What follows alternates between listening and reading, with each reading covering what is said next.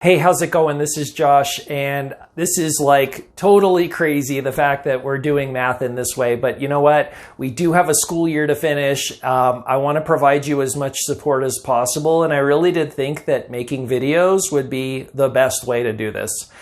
So take your time with these lessons. I'm going to be starting on lesson 9.6 from our pre-algebra book.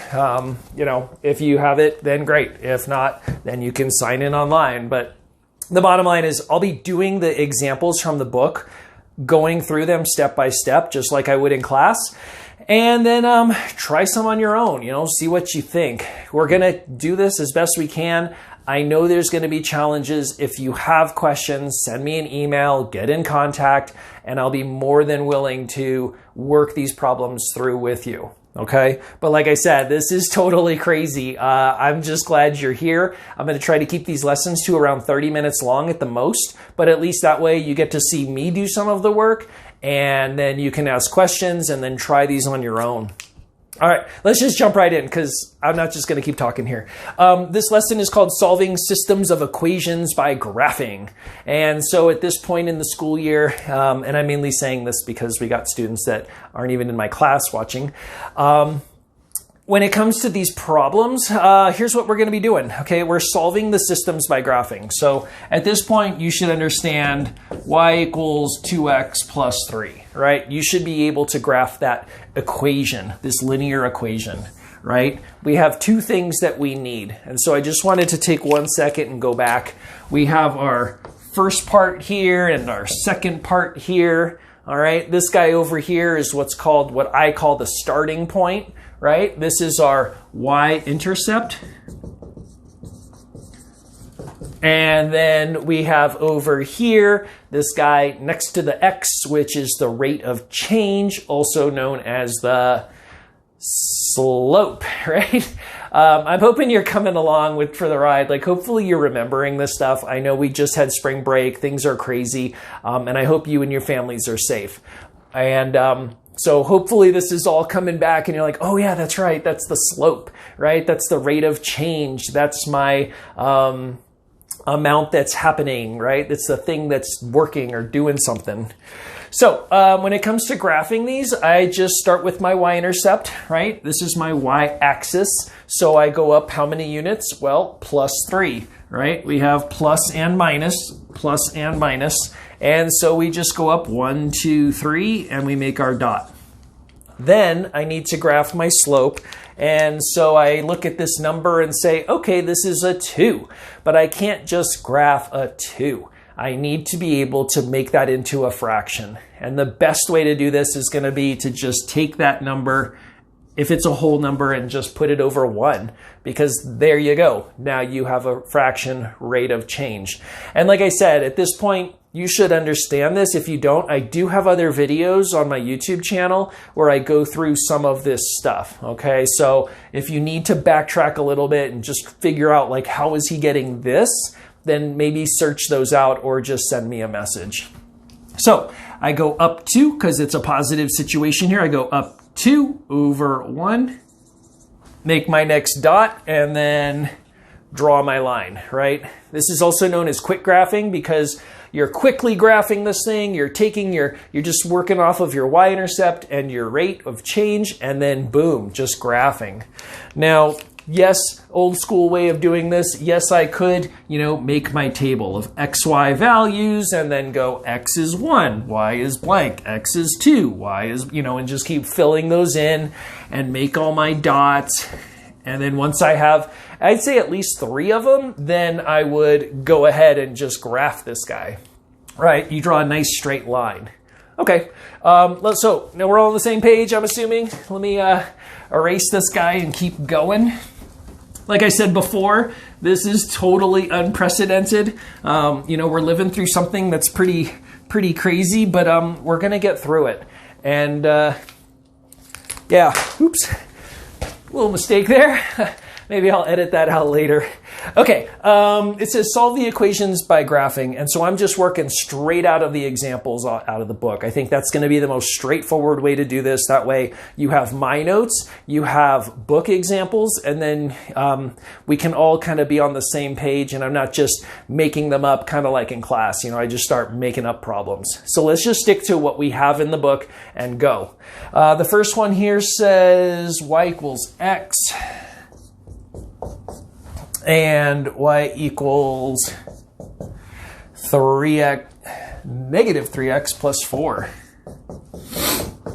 Okay. So I got my two equations here. Now the book is going to want you to quick graph these. Okay. Don't make two tables and start drawing these guys out. They want you to just quick graph them so that you can move on to the more important stuff. And I do like teaching this because all of this is going to apply to Algebra 1 next year. And so it's really good practice, okay? They want you to understand what's going on here. Now, first we're going to start by solving these by graphing. Then we're going to solve them algebraically later on in a different lesson. So for now, we're just going to be graphing these points. So let me draw my big old beautiful coordinate plane here and see what we get. Okay, I'm going to graph this top guy. These ones always trip people out, and I don't know why. I guess it's just because there's so little parts of the equation that they just don't know how to solve. But remember, these ones are pretty quick because if x is 1, y is 1. X is 2, y is 2. And x is 0, y is 0. Or you could even go the other direction too.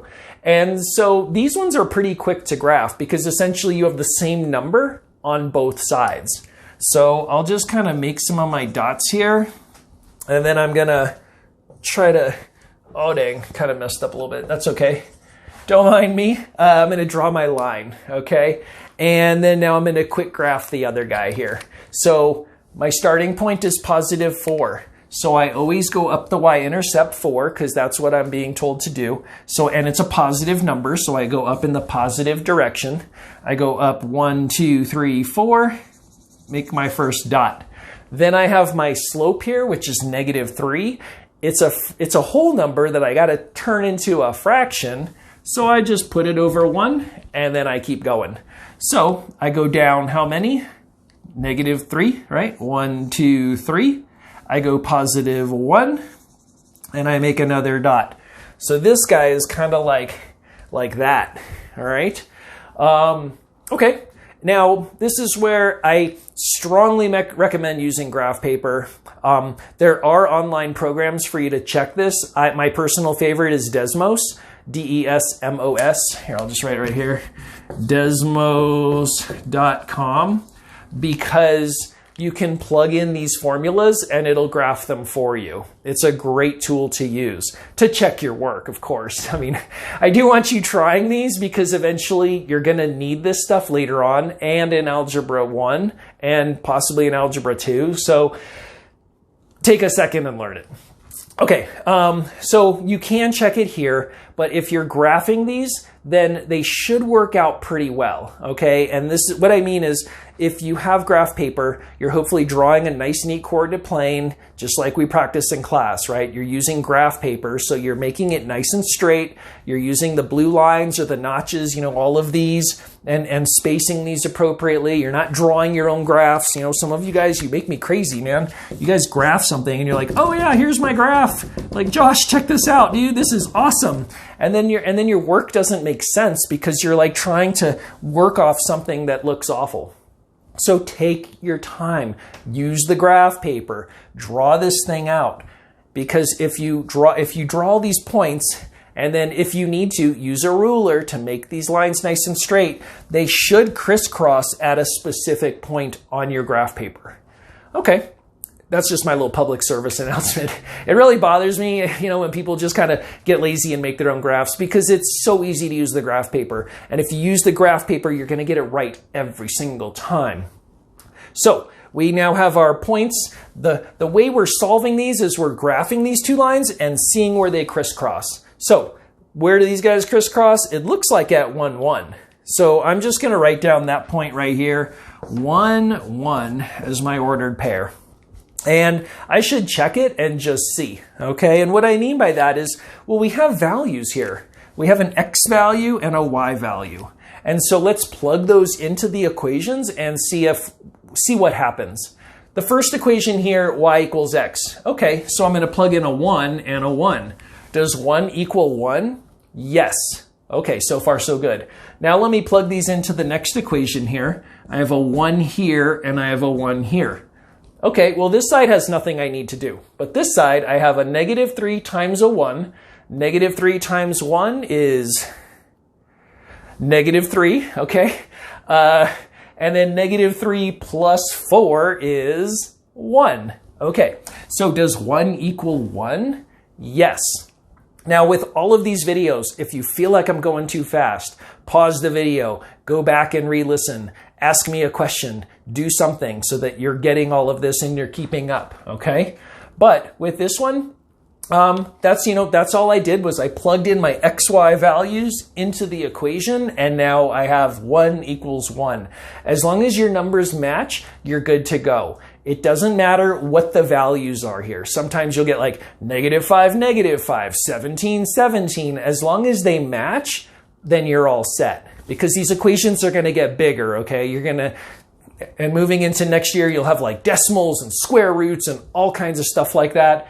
So don't worry about the values you're getting. Just make sure that this side equals this side. All right? Okay, I think we're moving along. Let's just do a couple more and we should be good to go. Let me erase all of this.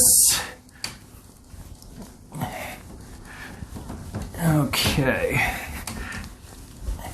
Okay, the next one here is what? Y equals 3x and y equals x plus 12. Oh, that's big. Okay, y equals 3x and y equals x plus 12. All right, so my graph isn't going to look as pretty because the numbers are kind of big. I mean, I have a starting point of 12, and the book goes up by 4s in order to make this a little bit cleaner. So let's try it and see what we get. So if you're going up by 4s, and this is something that you just kind of got to get used to sometimes, it's not perfect, but you know, we do our best. We're solving by graphing, so thankfully you guys can go up 12 units. But in this book, they said, you know what, just go up by 4s. So 4, 8, 12. That way, it's a little bit easier to work with it. And then it looks like on the bottom, they went up by... just kind of let's see here. 1, 2, 3. I guess it goes up by 1s, 3, 4. You know, it might work out, it might not. Let's just kind of take a look. Okay, so y equals 3x. All right, well, let's graph that guy. What's my starting point for this guy? Well, if there's nothing there, your starting point is 0. All right, cool. We got that. Let's see here. Now, what's my slope? 3x. So I go up 1. Oh, but I go up 3, and this is already a 4. So I go up 3 over 1 and go like there. So hopefully you can already see it looks kind of wonky because like I had to go up 3 over 1 and it was kind of floating like almost to the 4 here. It's not ideal. So if you want to go up every single unit as 1s every time, I say do it. The problems that just get super big, you might need to convert it into like 5s or 10s or something. Okay, so let's just graph that guy. And then let's move on. What's the other guy? Y equals x plus 12. So now I'm going up to 12 here, and I make my dot. And then my slope is super small, up 1 over 1. It's like there, let's say, up 1 over 1. And then let's draw that guy like that, okay? So that's, again, how we're going to graph these. Where do they meet? I don't know. Is that like 5, 3? It looks like it might be. Or fit 5, I'm sorry, over 5, up 15. All right. Let's just double check here, okay? Because this dot looks like, yeah, I guess that's about right. Over 5, up 15. So I'll just say that's my answer, okay? Or maybe it's 17. I guess we'd have to double check and see, okay? So on this one, it says here, write a system of equations to represent the situation, and then graph them out, okay? And it looks like I'm actually off by just a little bit. It looks like this guy was 6 and this guy was 18. Okay. So again, no worries. You know, like I'm just freehand drawing this. If you were using graph paper and drawing this out nice and neat, you would see that that's where they meet. But let's just plug in our numbers and double check. So I have my X value, my Y value, and now I'm going to plug them in to the top equation. X is a 6, Y is an 18. Is 6 times 3 18? Yes. Let's plug it into the bottom part here. I got a 6 and an 18. Is 6 plus 12 equal to 18? Yes. Awesome. Okay. So it looks like that is the correct solution. And like I said, I was just trying to like guesstimate based on my picture here. But in an ideal world, you guys are sitting at home, eating some nachos, doing all these problems and seeing what you get. So for you guys, it should be a little bit easier. I do know that graphing can be a little bit tricky, but take your time with them. You guys can do this stuff. All right, the next one here, y equals x minus 2. And the next one is x plus 3y equals 6. So initially they're going to give you two equations where it's like, hey dude, here's one, here's the other, boom, just graph them and you're done. Then they're going to kind of mix things up a little bit and say, well, I'm going to jumble this for you and then see if you can rearrange it so that it's in this proper format. And when I say proper format, we need to move this guy or rearrange it so we have y equals mx plus b format. So it looks like we're okay in parts, right? I got the y on one side. Okay, there's my equals. I got my number on this side, my starting point, but the x has to be moved over. And so at this stage, you're going to be doing a lot of adding and subtracting, moving stuff side to side. And this is really as complicated as the problem can get. Is they're going to give you a situation where they say, I'm going to move everything to one side and make you move over just the parts you need. Or I'm going to give you stuff over here and stuff over here. And so it can be a little bit tedious, I know, because you're going step by step, moving stuff around. But just take your time. You have an entire page, so go slow and just see what you get. How do I move the x over to this side? To cross that barrier, I have to subtract. And at any time, like I said, pause the video and just kind of rewatch some of these parts if that helps.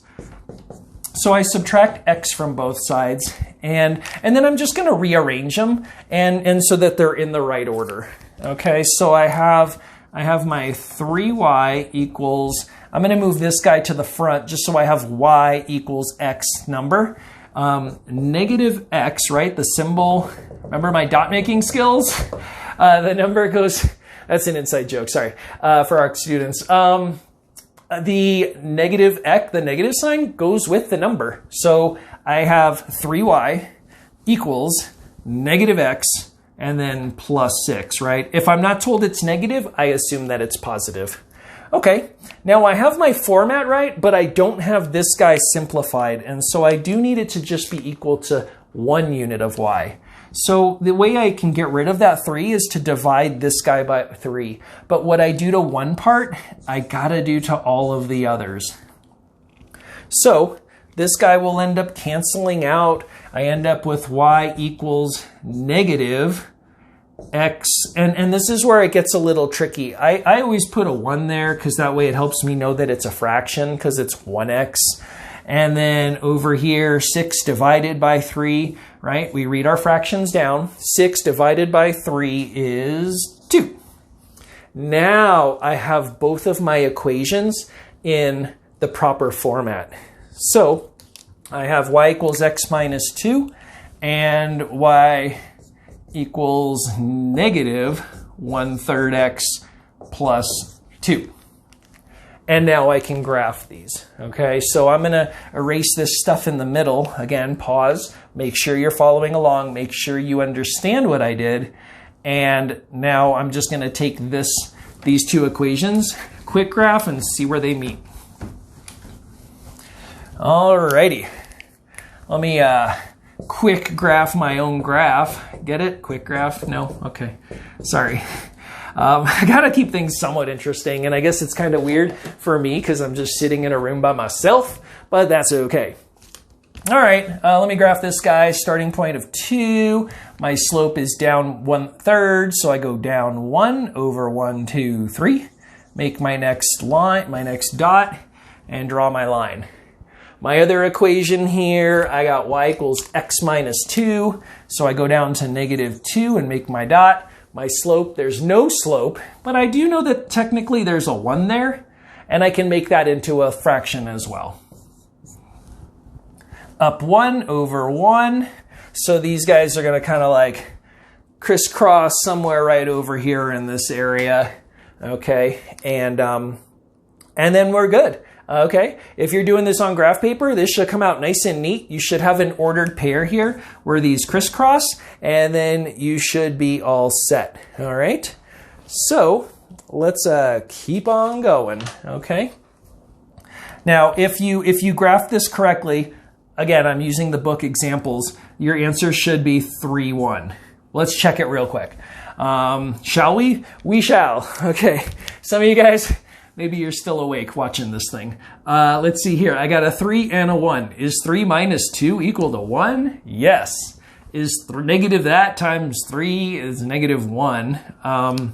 Is negative 1 plus 2 equal to 1? Yes.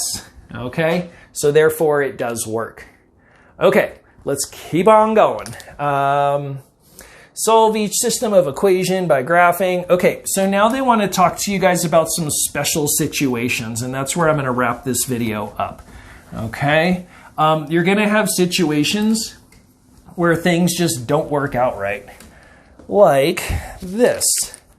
How about y equals negative x plus 1 and y equals negative x minus 3.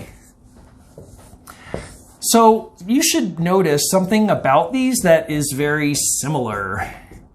And now that I'm done drawing my graph, let's talk about what's common between these two. This guy.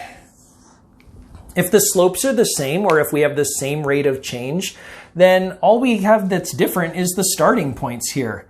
So therefore, well, let's graph it and see what happens. This guy has a starting point of 1, down 1 over 1, so it's like that. Okay, I'll just say that guy. And then I have this other one here, down 3, and then down 1 over 1 is going to be like that. Okay, so this is a special situation. Because we have the same slope, the lines are going to be parallel. So is there a solution to this situation? No, there is no solution, and that's what they would want you to write as your answer. So if you're good at noticing that the slope is the same, whether it's like 2 and 2, negative 4, 1/3, 1/3, if they're the same or if they match, then I would stop there and then just say, well, the slopes are the same, so these are never going to crisscross, so I don't really have to graph them. I just need to know that based on that, I can graph them if I want, but at the same time, I can just say, these are not going to crisscross, they're not going to intersect, so therefore there's no solution. Okay? These lines are parallel because the rate is the same. All right, let's see here. Sometimes you'll get ones like this. Let me see. You know, I'll just erase this whole thing, whatever. This one I'm just going to make up. Let's see here. What if we have like y equals 2x plus 3, and then this equation here is 2y equals 4x plus 6. Okay, well, this guy is in y equals mx plus b format, but this guy is not. So I do need to move stuff around. I do need to figure out a way to make sure this guy matches, right? I need it in that y equals mx plus b format, which means I got to get rid of that 2. So let me divide everything by 2, because these are multiplies, so I have to divide. What you do to one thing, you got to do to all the others. So this ends up becoming a y. 4 divided by 2 is 2. 6 divided by 2 is 3. Okay, so this is another reason why I want you to make sure they're both in the same format. okay, every single time, because once you've done that, you can start to notice some of these things that are happening. In this situation, what do you notice about this guy and this guy? It's the same problem. It's the same equation. So because it's the same equation, if I were to graph this guy out, I'd end up with two lines that are essentially on top of each other like that. And so we could say that the solution is an infinite number of solutions, because any number I plug into this guy, it's the same thing as doing it here, right? So we have infinite many solutions is what the book would want you to write as your answer. So before we go on to the last part here, let's just do a quick recap. Or I guess this is technically our recap. Let me move all this stuff out of the way. Okay? And again, if I'm going too fast, that's okay. Pause the video, watch it again, unless you don't want to. You know, there's plenty of other things out there. There's examples in the book. Take a look at all this stuff. All right? So at this point, we have three different ways we can solve this thing, or three different things that could happen. All right? We have this situation here, where I got two lines like that. Okay? What would we call this? Dramatic pause. This would be a solution, one solution, infinite solutions. This one would be no solution, right? Because they have the same rate. If I go up 1 over 1, up 1 over 1, my slopes will be the same, okay? And let's see here. What if I have a situation like this, where I have, here, I'll do my lines in blue. Let's say I have a line like that and even a line like that. That's kind of weird looking, but that's okay. And they crisscross and meet right there. This situation would be called, how many solutions? Infinite solution, one solution, or no solution. This would be one solution. Sorry, my writing is kind of crazy. That's just the way it's going to be.